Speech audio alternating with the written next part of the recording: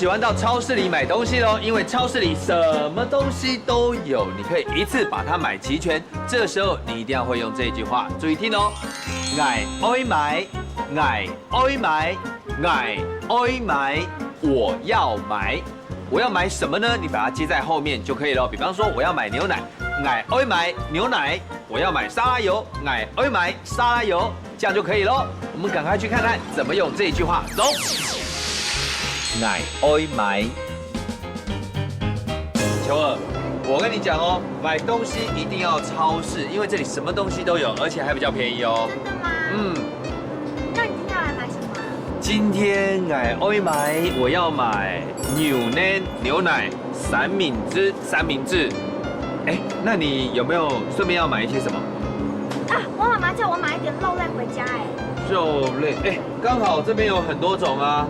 你要买，鱼肉还是猪肉，或是牛肉？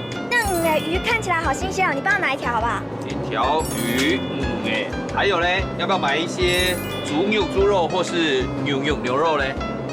啊，好，来个5斤牛好了。5斤牛肉。哎，你买5斤的牛肉要做什么啊？我们家很爱吃牛肉啊，没看到我都这么强做。对，那你们做出来的牛肉料理一定很赞哦。到时候通知我一起来吃你的这个5斤牛肉煮出来的料理。当然可以啊，随时欢迎你的。OK。复习时间，我要买，爱买牛奶，牛奶，鱼，猪肉，牛肉，